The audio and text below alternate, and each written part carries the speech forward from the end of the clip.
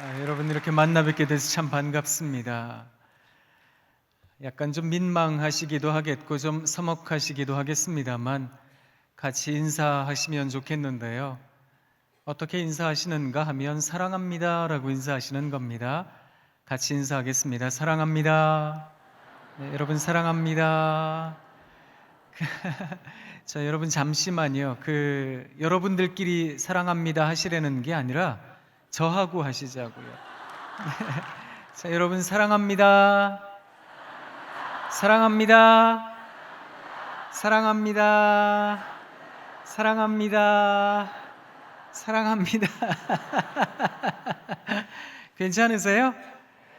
그러면 이제 앞뒤 옆에 계신 분들과 인사하도록 하겠습니다. 보고 싶었습니다. 보고 싶었습니다.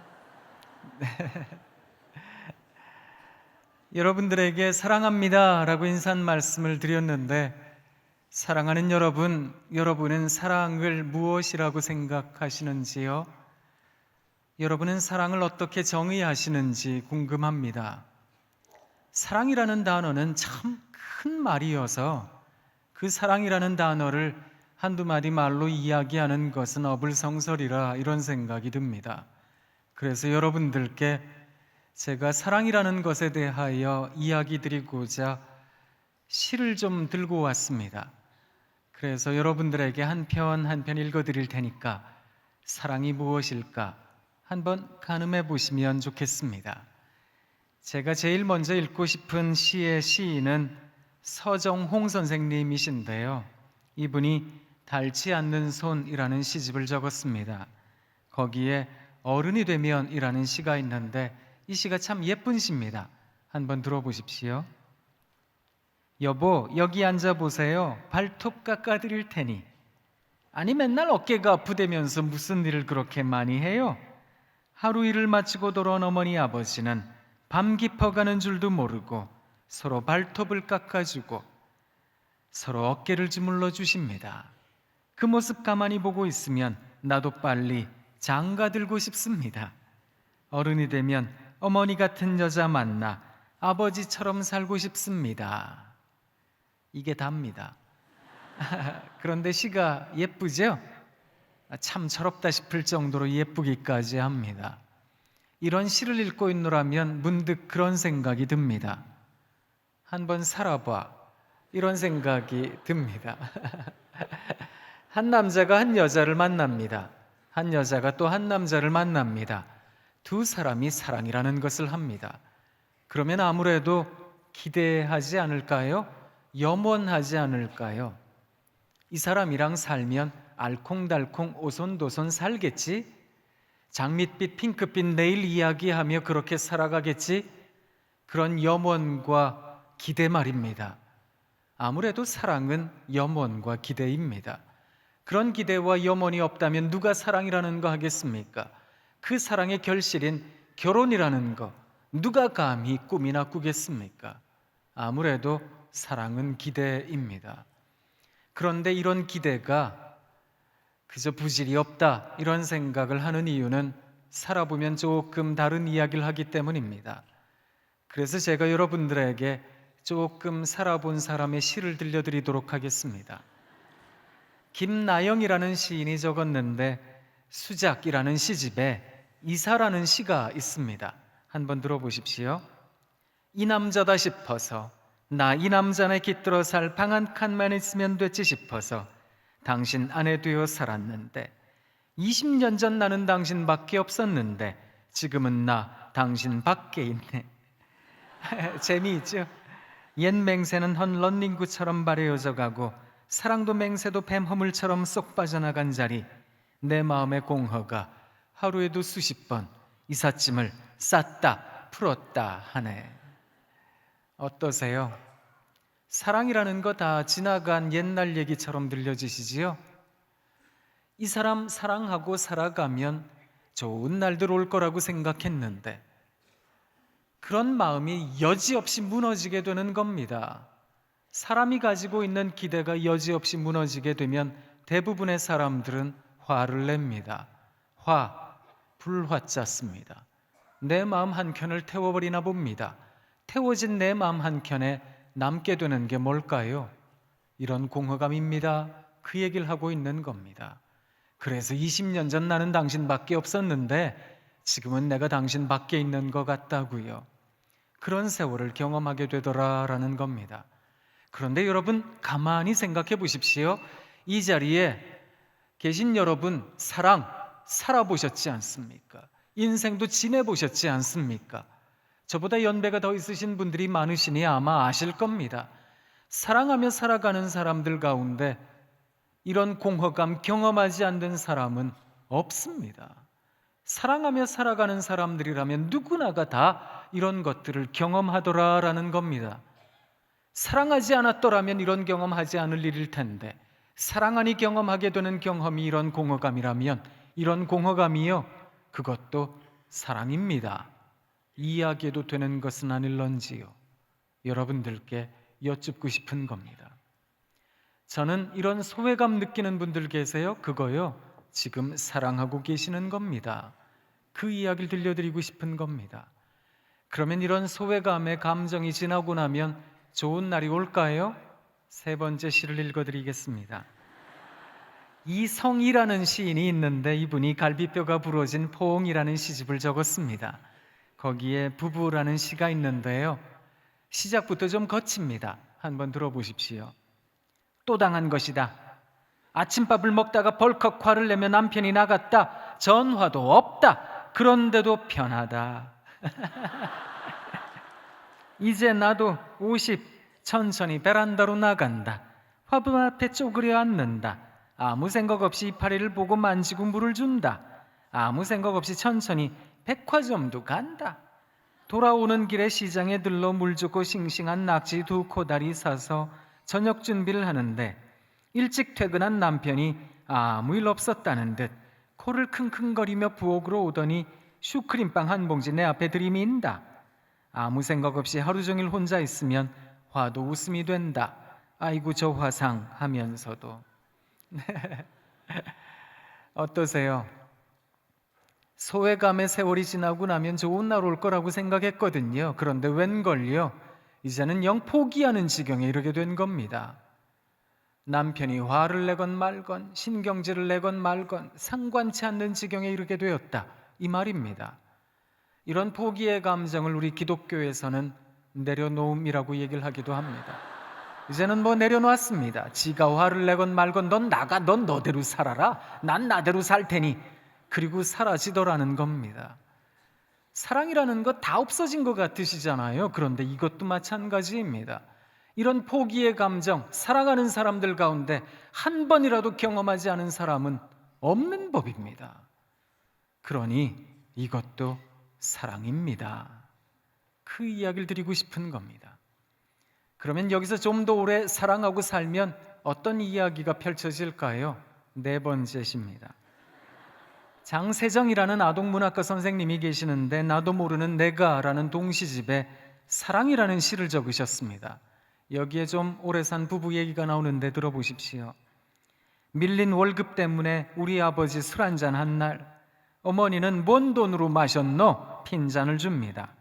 큰 대자로 누운 아버지 양말 벗기고 바지 벗기고 원수다 원수 하면서 꿀물 타주고 눈곱 떼주고 아버지 발 주무르다 앉아서 조는 우리 어머니 원수를 사랑하십니다.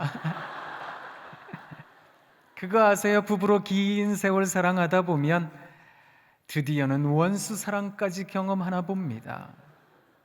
뭐 기독교에서 이야기하는 원수 사랑까지는 아닐지라도 그것 비슷한 사랑을 경험하게 되더라라는 겁니다. 이런 인간이 다 있나? 이런 사람이 다 있나? 속이 문드러지고 정말 상한 마음이 가득하더라도요. 그래도 또 한 번 더 사랑해야지 뭐 그러고 살아가더라는 겁니다. 사랑이라는 것에는 업앤다운이 있는 것 같습니다. 참 좋은 나날이 있습니다라는 시간이 있는가 하면 이제는 영 바닥입니다. 그런 세월이 있는 것 같습니다. 그래서 사랑이라는 것에는 이런 이야기도 있고 저런 이야기도 있는 것 같은데요. 드디어 원수 사랑까지 경험하게 되더라라는 겁니다.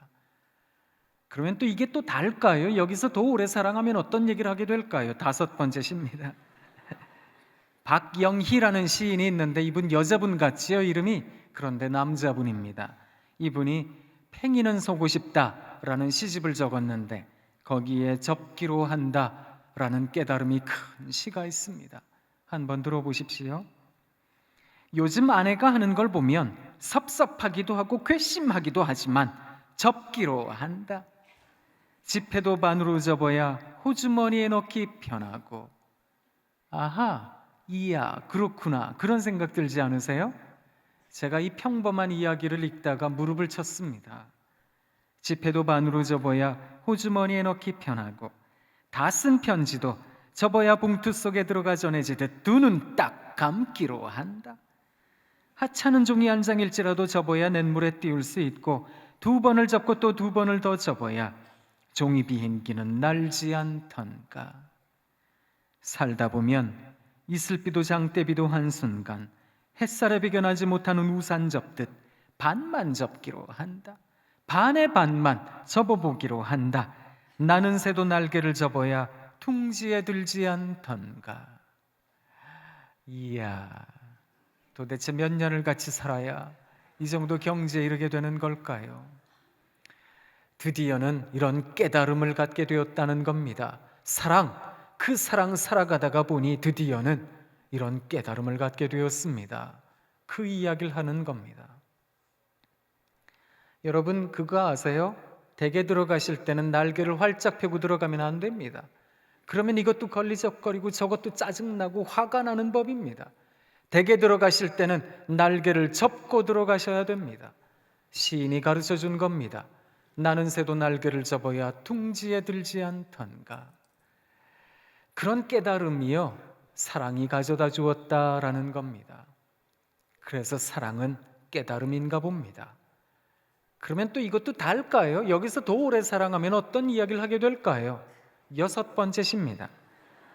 걱정하지 마세요. 이게 마지막입니다.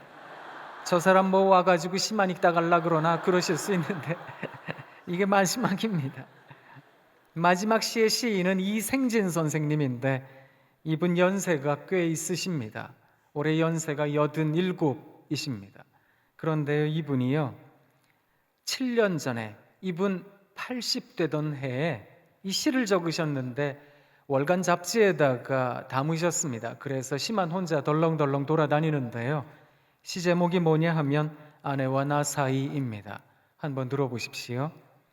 아내는 76이고 나는 80입니다. 지금은 아침 저녁으로 어깨를 나란히 하고 걸어가지만 속으로 다투기도 많이 다툰 사이입니다. 요즘은 망각을 경쟁하듯 합니다. 나는 창문을 열러 갔다가 창문 앞에 우두커니 서 있고 아내는 냉장고 문을 열고서 우두커니 서 있습니다. 누구 기억이 일찍 돌아오나 기다리는 것입니다. 그러나 기억은 서서히 우리 둘을 떠나고 마지막에는 내가 그의 남편인 줄 모르고 그가 내 아내인 줄 모르는 날도 올 것입니다. 서로 모르는 사이가 서로 알아가며 살아가다가 다시 모르는 사이로 돌아가는 세월, 그것을 뭐라 하겠습니까? 여러분, 그걸 뭐라고 할까요? 그걸 아내와 나 사이입니다. 그 이야기를 하시는 겁니다. 이야, 그렇구나. 그런 생각 드세요? 이 이야기에 절로 고개가 끄덕여지신다면 연세가 제법 있으신 겁니다. 그렇구나. 사랑이라는 거예요, 서로 모르는 사이가 서로 알아가며 살아가다가 다시 모르는 사이로 돌아가는 세월을 나누는 사이, 그게 아내와 나 사이가 아니겠습니까? 노 시인이 그걸 이야기하셨다는 겁니다. 저는 여러분들에게 사랑합니다 라고 인사 말씀을 드렸고, 그 사랑에 대해서 한두 마디 말로 이야기하기보다는 사랑이라는 것에는 이런 이야기도 있고 저런 이야기도 있습니다 라는 뜻에서 6편의 시를 읽어드렸습니다. 사랑에는 참 다양한 이야기가 있습니다. 그러니 사랑하는 여러분, 지금 여러분들이 어떤 사랑의 이야기를 경험하고 계시다면, 그 이야기가 가슴이 무너지는 이야기라면, 그 이야기가 가슴 절절한 이야기라면 너무 쉽게 속단하셔서는 안 됩니다. 사랑이라는 것에는 참 다양한 이야기가 있기 때문입니다. 그래서 지금 경험하는 이야기가 다는 아니실 테니까 조금만 더 견뎌보시면 어떻겠습니까? 사랑에는 참 많은 이야기가 있기 때문이랍니다. 저는 요사이는 사실 바빠서 제가 그렇게 하질 못하고 있는데요. 왜 부부가 살다가 이제 그만 살고 싶어요 하고 가정법원을 찾으면 판사가 좀 생각해 보세요 하고 숙려 기간을 줍니다. 그러면 위탁을 받아 상담을 하는 법원 상담가 일을 하기도 했는데요. 꽤 많은 부부들을 만났습니다. 사실 어떤 부부들을 만나다 보면 그 이야기가 목구멍까지 올라올 때가 있거든요. 이런 되먹지 못한 인간이랑 사느니 당장 헤어지는 게 낫겠다고요. 그런데 부부들에게 그럼에도 불구하고 참 하기 어려운 이야기 말입니다. 하고 싶지 않은 이야기, 그 이야기 할 때가 있습니다. 그 이야기가 뭐냐 하면 지금 이야기가 다는 아니지 않겠느냐고. 조금만 더 견뎌보면 또 다른 이야기가 있을 텐데 조금만 더 기다려보면 어떠시겠느냐고 그 이야기를 할 때가 많습니다. 그래서 부부들에게 제가 이런 시도 읽어주고 저런 시도 읽어주었습니다. 오늘 여러분들에게 읽어드렸던 그런 시들도 읽어드렸습니다. 사랑이라는 것에는 참 많은 이야기가 있나 봅니다. 그리고 때로는 가끔 노래도 불러줍니다. 하나 불러드릴까요? 아니요, 치지 마세요. 아니, 치지 마세요. 제가요, 잘 부르지도 못해요. 신학교에서 가르치고 있으니 목사라는 직분을 가지고 있는데 목사가 복음성가 좋아해야 될 텐데 가끔 가요도 부릅니다. 그런데 어떤 가요는 부르다 보면은요 그런 생각이 들어요. 어라, 이게 복음성가보다 은혜로운데? 그런 생각이 드는 가요도 적잖이 있더라고요.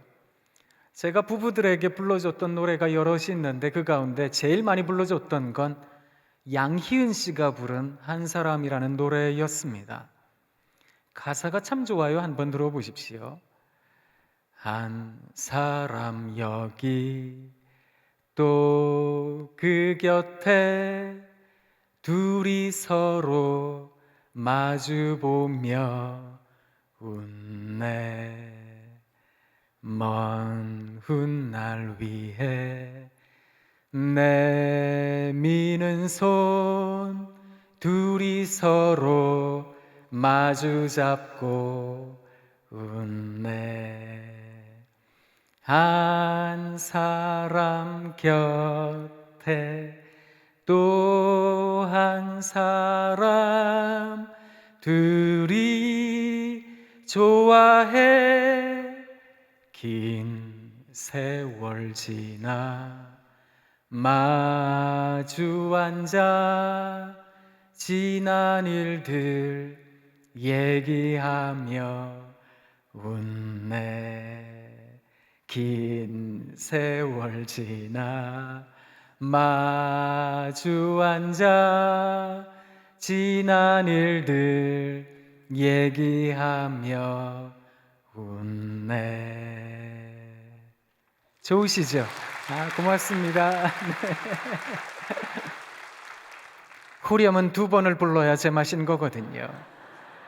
그래서 2번 부른 건 아니고 한 번 더 들어보시라고 제가 2번을 불렀습니다. 그거 아세요? 긴 세월 지나서 지난 일들 이야기하며 넉넉한 웃음 짓는 거, 그것을 일컬어 추억하기라고 말을 합니다. 그런데 이 추억을 한다는 것은 아무에게나 주어진 선물은 아닙니다. 내가 지금 살아가고 있는 삶을 늘 도망만 다녔습니다. 힘들다고 회피만 했다고요. 그리고 언제나 부정만 하고 살았다고요. 내 인생 이런 게 아닐 거라고. 그렇게 살아가다 보면 긴 세월 지나 되돌아보니 한만 남습니다라는 뜻에서 회한만 남는 거 아니겠습니까? 그런데 지금 내가 살아가고 있는 삶의 현재를 오롯이 살아낸 겁니다. 어떻게 하든 한번 살아본 겁니다. 그렇게 살아본 사람들 말입니다. 긴 세월 지나고 난 뒤에 그런 이야기를 하는 겁니다. 세상에 옛날에 그걸 어떻게 견뎠는지 모르겠다고, 그걸로 내가 어떻게 살아냈는지 모르겠다고 그 이야기하며 넉넉한 웃음 짓는 거 말입니다. 그것을 일컬어 추억을 하는 거라고 이야기를 합니다. 그래서 추억을 한다는 건 아무에게나 주어진 선물이 아닌 겁니다. 지금 내가 살아가고 있는 나의 삶의 현재를 살아낸 사람들 말입니다. 절로 사라지지 않는 인생이니 살아낸 사람들 말입니다. 그런 사람들에게 주어지는 선물인 겁니다. 저는 사랑합니다 이런 말을 참 좋아하는데요, 사랑합니다 이야기를 하면 제 마음에 사랑의 마음이 가득해지는 줄 알았습니다. 사랑합니다 이야기를 하면 내 앞에 있는 사람들이 사랑받아 마땅한 행동을 하게 되는 줄 알았다니까요. 그런데 그게 아니라는 걸 알게 되었습니다. 사랑합니다 이야기를 했는데 제 마음에 사랑이 바닥이 났습니다. 사랑합니다 이야기를 했는데 내 앞에 있는 사람들이 사랑받아 마땅치 않은 행동을 정말 잘하는 거였습니다. 그래서 사랑이라는 건 한순간 내 가슴에 흘러넘치는 어떤 감정에 대한 언어적 표현은 아닌 거다, 그거 깨닫게 되었습니다. 사랑이라는 것은 차라리 결단인 거다. 그래서 사랑을 이야기를 할 때는 이를 악물고 해야 됩니다. 그 이야기를 하는 사람이 되었습니다. 한번 해보실래요? 이게 됩니다. 사랑합니다. 한번 해보세요. 이를 악물고. 옆에 분 보고 하지 마시고, 오해할지 모르니까 저를 보고 하시는데 두 눈을 부릅뜨시고 결연에 찬 표정을 가지고 이를 악물고 한번 해보시는 겁니다. 사랑합니다.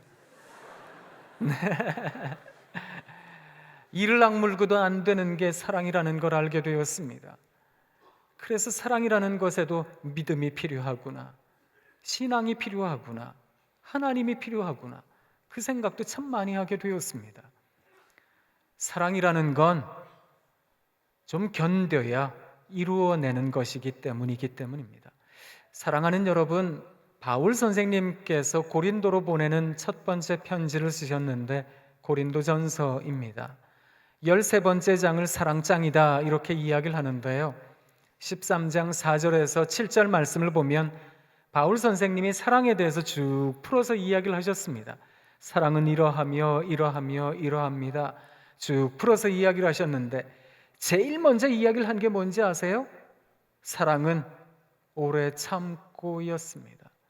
사랑은 온유하며 시기하는 자가 되지 아니하며, 사랑에 대해서 쭉 풀어서 이야기를 하는데 제일 먼저 이야기를 한 건 사랑은 오래 참는다는 거였습니다. 그리고 13장 7절 말씀에 이르러서 그 사랑에 대하여 정의하셨습니다. 사랑은 모든 것을 참으며 모든 것을 믿으며 모든 것을 바라며 모든 것을 견디느니라. 사랑이라는 건 결국 참고 견딤으로 이 땅에 나타나나 봅니다. 그렇게 실현이 되나 봅니다. 그러니 사랑이라는 거요, 묻어내야 됩니다. 그래야 사랑을 알아가는 것 같습니다. 사랑이라는 건 그래서 쉽게 주어지는 거 아닌 것 같습니다. 한두 해 살아서 이루어지는 것도 아닌 것 같습니다. 그걸 알게 되었습니다. 저요, 학교에서 가르치는 사람입니다. 제가 저희 학교에서 가르친 지 만 11년이 지났습니다. 학생들 가르치면서 어떤 생각했는지 아세요? 참 교육이 어렵구나. 사람은 언제 배울까? 언제 깨달을까? 그거 참 모르겠다. 그런 생각할 때가 많았습니다. 그러고 보니까요, 그 얘기가 있더라고요. 교육을 일컬어 백년지 대계라고 이야기하는 게 있더라고요. 100년의 계획이 있어야 할 만큼 치밀하고 꼼꼼해야 됩니다. 그런 말이기도 하지만 말 그대로 100년 걸립니다. 그런 이야기도 된다는 걸 알게 되었습니다. 그래서 사랑이라는 건요, 교육과 흡사한 이 사랑이라는 건 정말 100년 세월이 걸리는 건 아닐까, 교육처럼 말입니다. 그런 생각을 하게 되었습니다. 그래서 사랑을 이야기하는 사람들은 좀 견뎌야 되겠습니다. 오늘 우리가 함께 봉독한 시편 말씀을 보면 145편 8절 말씀에 우리 하나님께서는 긍휼이 얼마나 많으신지, 그분은 은혜가 얼마나 많으신지 노하기를 더디하시는 하나님이라고 적어 놓았습니다. 구약에 적힌 하나님은요, 징계하는 하나님, 벌주는 하나님, 심판하는 하나님, 그런 하나님일 때가 많았거든요. 그런데 오늘 시편 기자는 우리 하나님에 대하여 어떻게 이야기했는지 아세요? 우리 하나님은 긍휼이 많은 분이십니다. 이분은요, 세상에 노하기를 더디하시는 분이십니다. 우리 하나님께서 그런 하나님이시라면, 우리가 하나님 믿는 사람들이라면 우리도 노하기를 더디해야겠습니다. 그래서 조금 견뎌야 되겠습니다. 쉽게 화내고 쉽게 판단해버리지 않아야 되겠습니다. 쉽게 정죄하듯 하지도 않아야 되겠습니다. 그렇게 사랑이라는 것을 만들어가야 되겠습니다. 이렇게 이야기하는 저이지만 사실이요, 저도 화낼 때가 있습니다. 왜 그렇지 않겠습니까?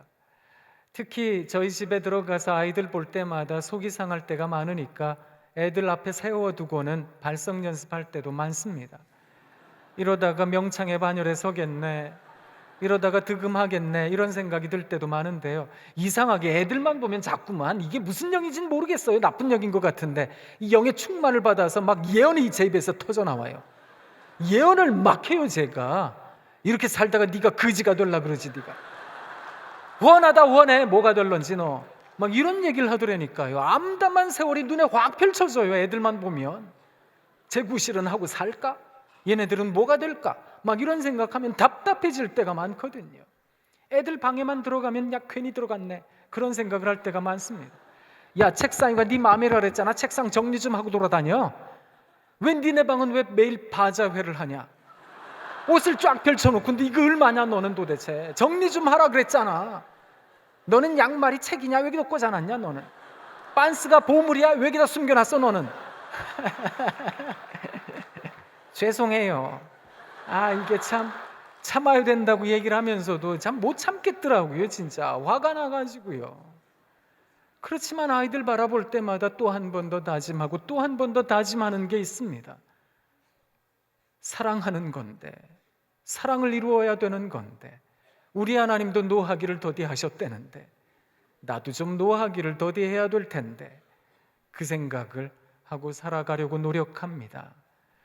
뭐 이거 이루었다 하겠습니까? 만들어가는 과정이라고 생각이 되는데요, 사랑하는 성도 여러분, 이 자리에 계신 여러분들이 저보다 더 잘 참는 분들 많으시겠습니다만 제가 외람되지만 권면드리겠습니다. 풍성한 삶을 위해 우리는 무엇을 해야 될까요? 첫 번째, 노하기를 더디해야 되겠습니다. 그걸 꼭 기억하고 돌아가시면 좋겠습니다. 그래서 댁에 가셔서 여러분 배우자 만나실 때마다, 사실 배우자란 이름이 그렇잖아요. 뭐 배울 게 있어요 배우자라 그러는데, 배울 거 하나도 없는데 배우자라 그런다고 뭐가 배울 게 있어, 이런 생각 하시잖아요. 그런데 그래도 배울 게 많아 그러고서 노하기를 더디하시고요, 아이들 보시면서도 우리들의 보물이라고 그 이야기 하시며 여러분 어떻게 하든 견디셔야 되겠습니다. 좀 무던해지시면 좋겠습니다. 그런 신앙인 다 되시길 우리 주님 이름으로 부탁드립니다. 우리 하나님께서 노하기를 더디하시면서 뭘 하셨는지 아세요? 시편 145편 9절 말씀을 보면 우리 하나님 긍휼이 얼마나 많으신지 지으신 모든 것에 대하여 선대하십니다, 그 이야기를 합니다. 이때 선대라고 하는 아주 재미있는 단어가 여기에 등장하는데요, 이 선대라는 단어가 참 재미있습니다. 우리 하나님께서 첫째 날부터 여섯째 날까지 천지를 지으셨는데, 지으실 때마다, 각 날에 지으실 때마다 보시기에 어떠하셨다고 성경이 기록하고 있습니까? 좋았다고요. 마지막 날에 우리를 지으시고는 심하게 좋아하셨답니다. 그때 좋아하셨다라고 하는 단어가요, 히브리 단어로는 토브라는 단어입니다. 이 토브라는 단어가 우리말로 번역이 될 때 창세기 1장에서는 보시기에 좋았다 이렇게 번역이 되었는데요, 오늘 시편 145편 9절 말씀에서는 이 단어가 우리말로 선대라고 번역이 되었습니다. 다른 성경에는 환대라고 번역이 되기도 하였습니다. 보시기에 좋았다, 선대, 그게 토브라는 단어인데 이 단어가 뜻하는 바가 뭔지 아세요? 이걸 이해를 하시려면 저를 좀 따라 하셔야 됩니다. 말로 따라 하시는 게 아니라 표정으로 따라 하시는 건데요, 두 눈을 할 수 있는 대로 크고 동그랗게 뜨세요. 다 뜨셨어요? 자, 크고 동그랗게 떠보세요. 눈만 크고 동그랗게 뜨면 놀란 토끼 눈 같으니까 입을 찢으셔야 되는데 아래 위로 말고 양옆으로요, 이렇게. 이 민망한 얼굴을 가지고 옆에 있는 분을 한번 쳐다보세요. 그리고 감탄을 하시는 겁니다. 이야 해보세요. 우와, 이야. 잘 보세요. 이야, 이게 뭔지 아세요? 이게 히브리 말로 토브라는 말입니다. 하나님께서 첫째 날부터 여섯째 날까지 천지를 지으시고는 우와 하셨다는 겁니다. 이야 그러셨다는 겁니다. 보시기에 좋아하셨던 겁니다. 이 말이요 참 중요한 말입니다. 우리 하나님께서 세상을 지으실 때 이야 하고 지으셨는데 우리가 지금 살아가고 있는 세상이 하나님이 지으신 세상이라는 것을 믿으십니까? 아멘 하셨지요? 우리가 지금 살아가고 있는 세상이 하나님 지으신 세상이지요? 오늘 아침에 월요일인데요. 아침에 일어나셔서 우리 하나님께서 지으신 세상이니까 이야 하고 여러분 배우자도 만나시고 아이들도 만나시고 직장도 가시고 이야 하고 사셨습니까?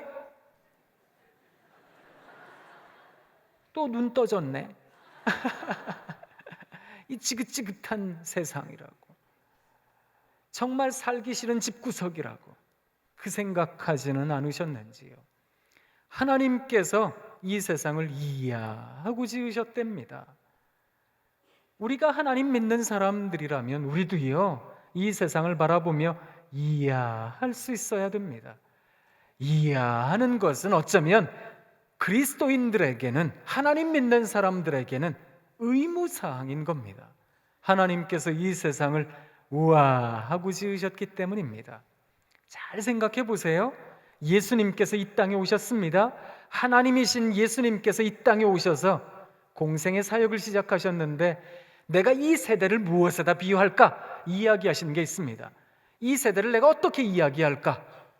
장터에서 아이들이요 춤을 추고 노래를 부르는데 어느 누구도 따라 부르지 않더라고요. 사람들이 울고불고 슬퍼하는데 어느 누구도 함께 슬퍼하지 않더라고요. 감동을 잃어버린 세대라고요. 우리 예수님께서 이 땅에 오셔서 공생의 사역의 핵심 주제어가 있으셨는데 그게 하나님 나라였습니다. 예수님께서 이 땅에 오셔서 하나님 나라에 대해서 이야기하실 때 어떻게 이야기하셨는지 아세요? 길을 가시다가 어떤 사람들이 씨를 뿌리는 걸 보셨어요. 얘들아 제자들에게 이야기를 하셨습니다. 사람들에게 말씀하셨습니다. 저 잘 봐라. 저기 씨가 뿌려지는데 더러는 길가에, 더러는 돌짝밭에, 더러는 가시덤불에, 더러는 옥토에 떨어지네. 천국이 저거 같은 거야. 내가 하나님 나라를 어떻게 이야기해야 될까? 내가 천국을 무엇에다 비유해야 될까? 가만히 봐라 얘들아, 저기 어떤 여자가 가루 사말 속에 누룩을 넣고 있네. 천국은 저거 같은 거야. 얘들아 저기 봐, 저기 지금 혼인잔치가 열리려고 지고 있네. 천국은 저거 같은 거야. 저기에는 지금 포도원 품꾼들이 일을 하러 올라가네. 천국은 저거 같은 거야. 천국은 양과 염소 같은 거야. 천국은 잃어버린 아들 같은 거야. 천국은, 예수님께서 이야기하셨던 그 천국은 말입니다, 참 평범한 거였습니다. 뭐 그게 인생인지도 모르겠습니다. 아무리 감동적인 것도요 시간이 지나면 평범해지나 봅니다. 평범한 것에 또 시간이 켜켜이 쌓이게 되면 지겨워지기도 하나 봅니다. 그래서 모든 지겨운 것들은 원래는요 감동이었는지도 모릅니다. 참 지겨운 세상이라고 여기고 계세요? 우리 하나님께서 이 세상을 지으시고 이야, 예수님께서 야 이것도 천국이네, 여기도 천국이야 그러셨다면 우리도 그리 살아야 되겠습니다. 사랑하는 성도 여러분, 이야 하고 누군가를 바라보면은요 그 사람이 살아난대요. 그 사람에게 꿈과 포부가 생겨난대요. 이거요 제가 한 얘기가 아닙니다. 이 이야기 한 사람은요 일생 동안 이것만 연구하다 죽었는데요, 시카고 대학교의 교수였습니다. 하인츠 코앗이라는 사람이 있는데 아이들을 바라보고 사람들을 바라보고 우와 했더니 그 사람들이요 세상에 꿈과 포부를 갖더라는 겁니다. 이게 무슨 말인지 아세요? 사람이 살다가 보면 실패할 때가 있거든요. 실수할 때도 있거든요. 어깨가 축 처져가지고 실망해가지고 절망해가지고 집으로 들어갔는데 가족들이요, 나를 바라보는 가족들이 이야, 우리 아버지가 오셨다고요. 우와, 우리 어머니가 오셨다고요. 이야, 우리 아들이네. 아무리 실패했어도 내 딸이야. 이런 가족이 한 명이라도 있다면 한 번 더 살아보자 싶은 거 아니겠습니까? 그렇습니까? 안 그렇습니까?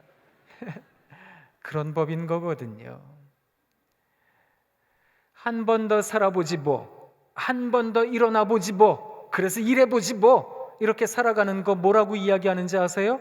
그게 꿈과 포부입니다. 왜냐고요?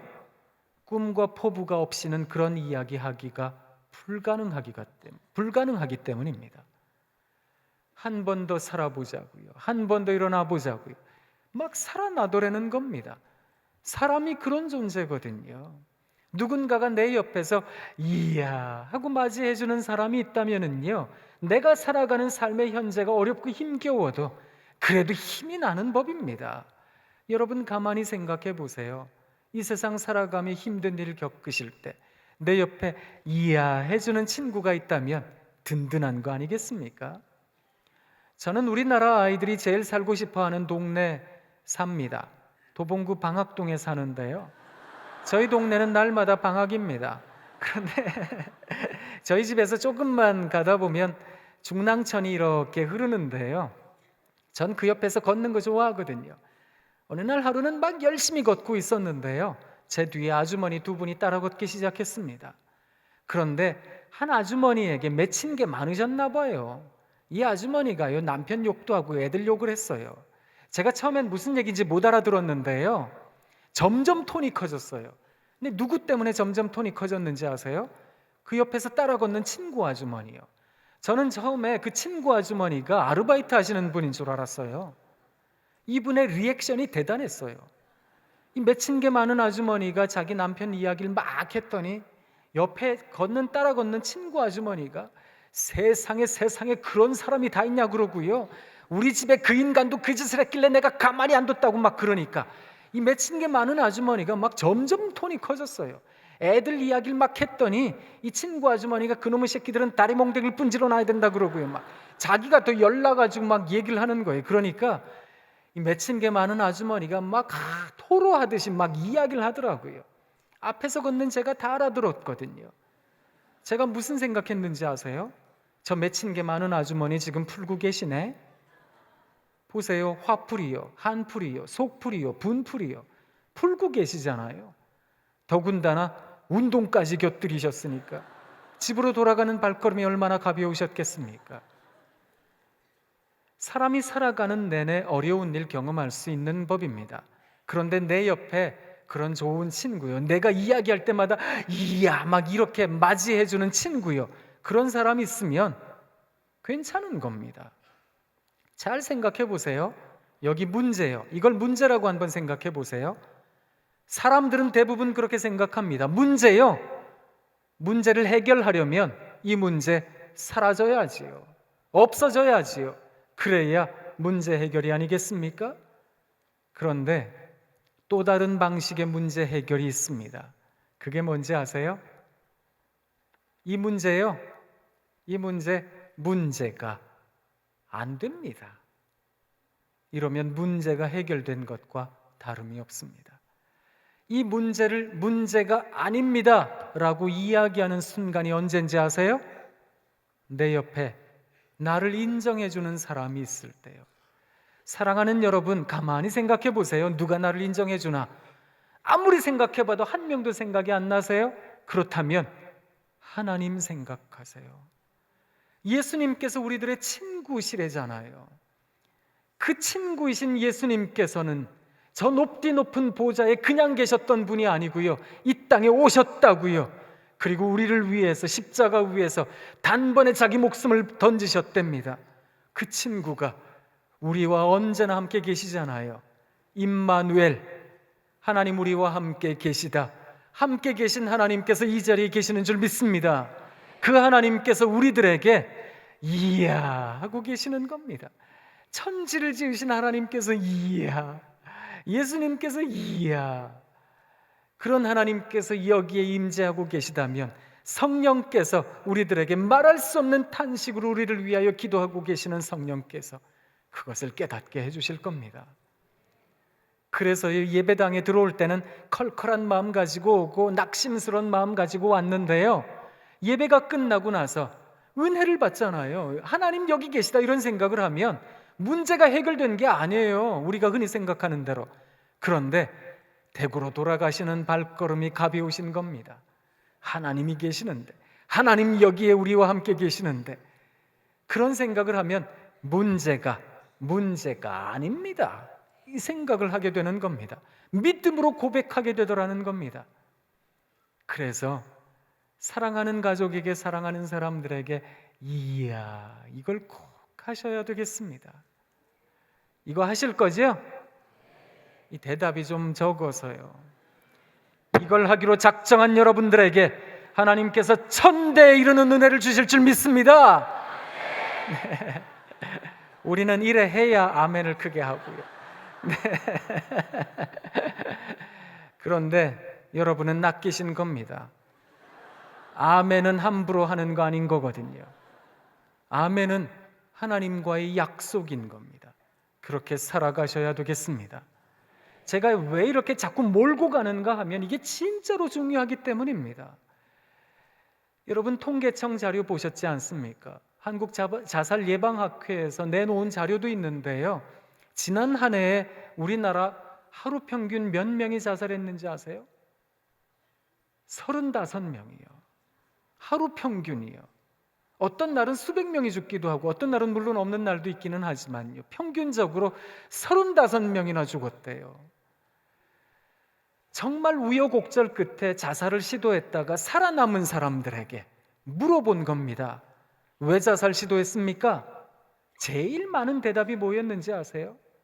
어느 누구도 나에 대하여 가치 있는 존재라고, 살아도 된다고. 이야, 이런 눈으로 바라보는 사람이 한 명도 없더라는 겁니다. 그러면 사람은 죽고 싶은 법인 겁니다. 사람은 사람과 사람 사이에서 자기를 확정하는 존재이기도 하기 때문입니다. 아무리 재능이 많아도요, 옆에 있는 사람들이 그까짓 게 뭐라고, 아무것도 아닌데 뭐 넌 나가 죽어야 된다고, 별것도 아닌 인간이, 이런 이야기를 맨날 들어보세요. 아무리 많은 재능이요, 그거 쓸모없는 게 돼버립니다. 재능이 적어도요, 별거 아니어도요, 옆에 있는 가족이, 옆에 있는 사람들이 이야 대단하다고, 우와, 이런 가족이 있잖아요. 자기가 가지고 있는 별것 아닌 재능을 극대화시키며 살아가더라고요. 그게 사람이더라고요, 보니까. 우리 하나님께서 왜 자꾸 이야 이러셨는지 아세요? 거기에는 뜻이 있으신 겁니다. 사랑하는 성도 여러분, 하나님께서 이야 하셨다면 우리도 그리 살아야겠습니다. 자, 연습해 볼까요? 교회는 연습하는 데니까. 자, 앞뒤 옆에 세 분 이상을 바라보시면서 감탄해 보도록 하겠습니다. 눈과 입을 찢으시고 이야, 우와, 이야. 민망하시죠? 저도 잘 알고 있습니다. 근데 여기서 아무리 잘해도요, 댁에 가셔서 잘하셔야 되는 겁니다. 꼭 기억하세요.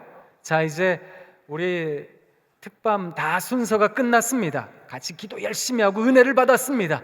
이제 댁에 돌아가셔서 이제 작정을 하시는 겁니다. 이제 집에 가가지고 이야 해야지. 자, 이제 집에 돌아가십니다. 문을 열고 들어갑니다. 세상에 누가 해놨는지 청소를 다 해놨어요. 오, 설거지거리 그냥 두고 나왔는데 그것도 다 설거지 해놓고요, 빨래도 해놓고요, 다리미질까지 다 해놨네요. 내일 아침 반찬까지 다 해놓고요, 누가 해놨는지 내가 할 일들을 다 해놨어요. 아이들은 나와가지고요, 어머니 아버지 어서 오세요, 공부하고 있었어요, 막 그럽니다. 그럴 거라고 생각하세요?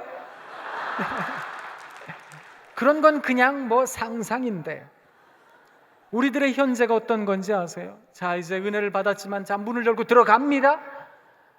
난장판입니다. 애들은 이리 뛰고 저리 뛰고 싸우고 난리가 났고 막 배우자는 어디 갔다 왔냐고 손가락질하고요, 막 할 일 무지하게 쌓여 있고 막 산더미처럼 일거리들은 있고요. 그럴 때 어떻게 하시라고요? 이야, 이야, 이러다 보면 나도 모르게 눈물이 뚝 떨어집니다. 그런 생각도 들어요. 내가 머리에 꽃만 안 꽂았지, 내가 제대로 미쳤지, 나 무슨 짓이야 이게, 막 이런 생각도 든다고요. 그런데 사랑하는 성도 여러분, 그걸 하시라는 겁니다. 가슴이 무너지지만, 마음은 아프지만, 힘에 겹지만, 나도 모르게 입에서는 한숨이 터져나오고 가슴엔 큰 돌덩이 하나 있는 양 답답해지지만, 그래도요, 이야 그렇게 사실 수 있으시면 좋겠습니다. 그렇게 살아가면 좋은 날이 올까요? 저도 좋은 날 올 거라고 믿습니다. 하나님께서 반드시 잘해 주실 겁니다. 그런데 아까 교육에 대하여 백년지대기에 말씀드렸잖아요. 그 좋은 날이 100년 뒤에 올지도 모릅니다. 사랑은 견뎌야 되는 거니까, 사랑은 묻어내야 되는 거니까 어떻게 하든 견디셔야 될지도 모르겠습니다. 그런데요, 희망 가지세요. 반드시 깨닫는 날이 오게 되어 있습니다. 그래서 사랑이라는 것을 유지하는 게 아주 중요한 겁니다. 우리들의 풍성한 내일을 위해서 말입니다.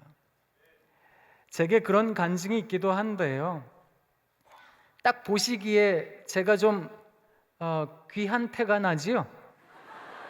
귀하게 자란 태가 제 입으로 이런 얘기를 해서 민망하긴 하지만 저는 진짜로 귀하게 자란 사람입니다.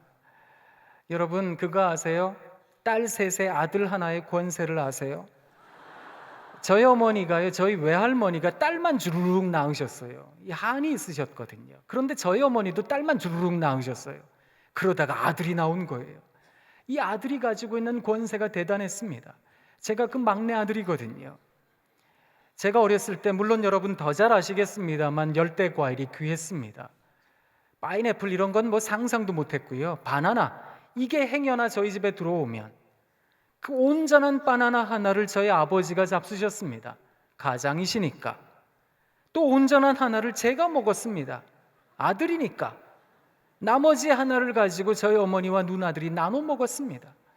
누나들이 제게 와서 한 입만 그럴 때가 많았거든요.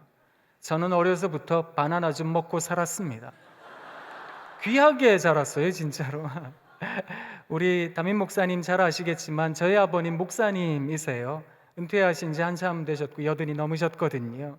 그런데 저희 아버님 젊으셔서는요, 저희 아버님이 중년 나이가 40대 후반이 되셔서는 이제 그 유성에서 정착을 하셨는데요, 그 이전에는 시골을 쭉 다니셨습니다.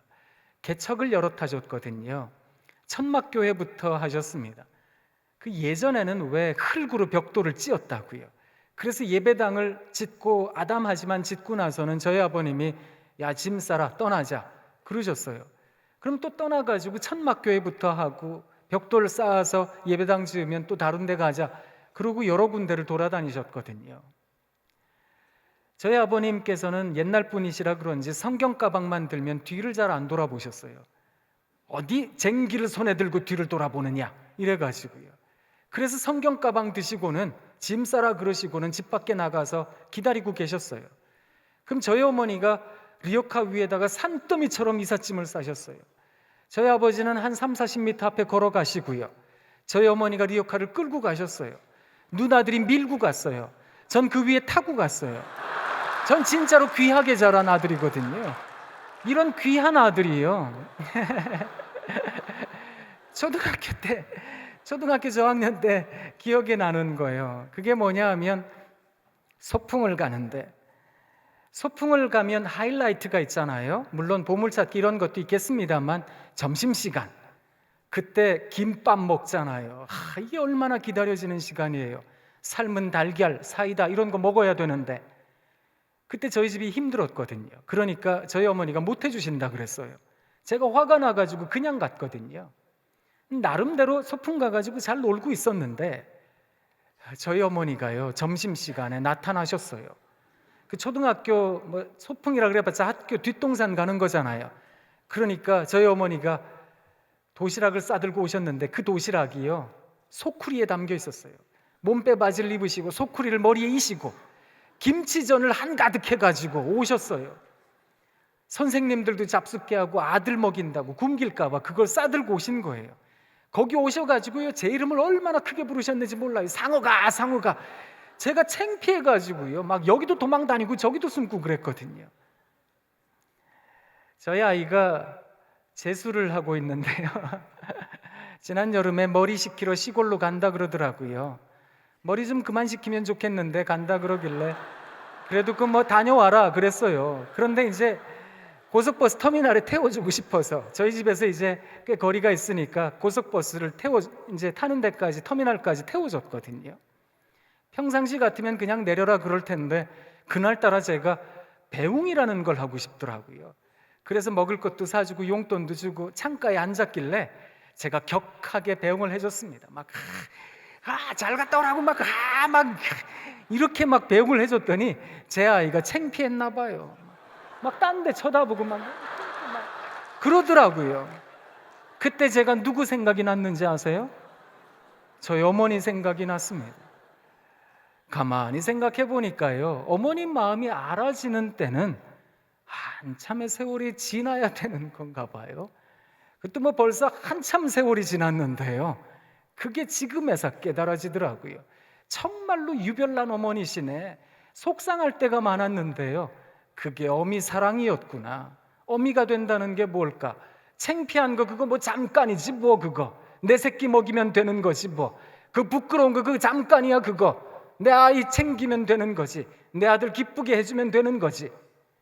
그게 부모 마음인데요, 그게 어릴 때는 잘 이해가 안 되는데요, 그 한결같은 사랑이라는 거예요, 그게 한참의 세월이 지나니까 깨달아지더라는 겁니다.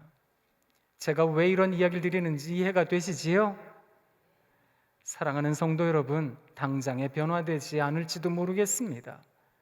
왜 나는 늘 씨만 뿌려야 됩니까? 저 사람은 추수를 하고 거두고 있는데요, 왜 난 맨날 거름만 줘야 되는 겁니까? 똥냄새 나게.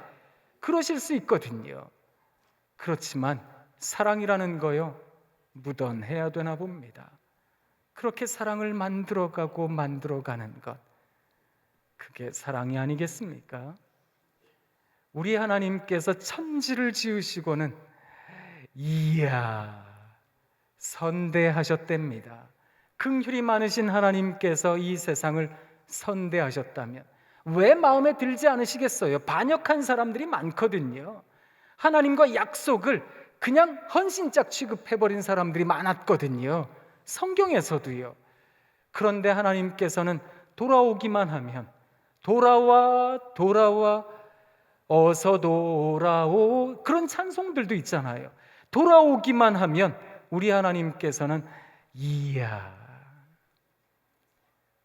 탕자가 돌아올 때까지 우리 하나님께서 그렇게 기다리셨다는 겁니다. 아버지의 마음을 갖고 말입니다. 우리들이 그런 탕자들이 아니겠습니까? 그러니 사랑하는 성도 여러분, 우리가 그런 하나님의 사랑을 경험하는 사람들이라면 우리도 이 세상 살아가며 그렇게 아이들을, 가족을, 그리고 우리 교우들을 선대해야겠습니다. 그래서 주일에 성도들이 모이면 이야 이럴 때 비아냥거리시면 안 돼요. 이야 뭐 살은 쪄가지고 아이고 옷을 그 모양으로 입었다고 그러지 마시고요, 충심으로 진심을 다해서 이야 권사님, 이야 장로님, 우와 집사님, 그렇게 사랑을 나누시면 참 좋겠습니다. 우리 하나님께서 그리 하셨기 때문입니다. 이게 두 번째 이야기입니다. 풍성한 삶을 위한 두 번째 이야기, 선대하십시오. 첫 번째는 노하기를 더디하셔야 되겠습니다. 두 번째는 선대하십시오. 두 가지만 꼭 가슴에 담고 돌아가시면 좋겠습니다. 여러분 사랑합니다. 사랑합니다. 사랑합니다.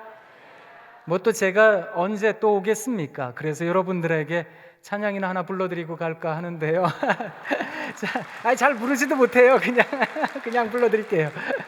평화 하나님의 평강이 여러분에게 넘쳐나기를, 평화 하나님의 평강이 여러분 삶에 가득하기를 축복합니다.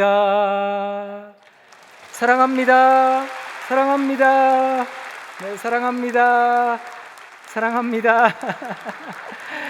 기도하겠습니다. 같이 기도하겠습니다. 사랑이 많으신 우리 아버지 하나님, 참 고맙습니다. 하나님, 인생을 살아가다 보니 무거울 때가 참 많은 인생이라 여겨질 때가 있습니다. 그래서 걸어가는 발걸음이 무겁고 지친 어깨 가지고 살아갈 때도 많은 그런 인생이구나라는 생각이 들 때도 많습니다. 하나님, 그렇지만 짜증나는 인생, 노하기를 더디하게 하시고 그래도 내 옆에 있는 가족 바라보며 내 이웃을 바라보며 교우들을 바라보며 이야 하게 하옵소서. 이야 하고 감탄하다 보면 나도 모르게 눈물이 날 때도 많습니다. 언제쯤 나는 좋은 날이 올까? 언제쯤 나는 좋은 세상 맛볼까? 그래서 남들은 다 잘 사는 것 같은데 나는 참 험난하게 사는구나, 그런 생각이 들 때도 많은 우리들입니다. 하지만 하나님, 이야 하고 살아가게 하옵소서. 이야 하며 살아갈 때 하나님 우리들에게 찾아오셔서 위로해 주시고 괜찮다 이야기해 주시고 우리들의 손을 붙잡아 주시고, 그래서 이 세상 살아가는 내내 담대하게 살아가게 하옵소서.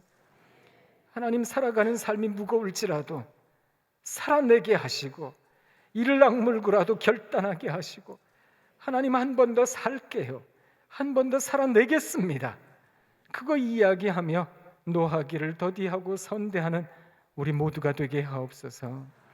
예수님 이름으로 기도합니다.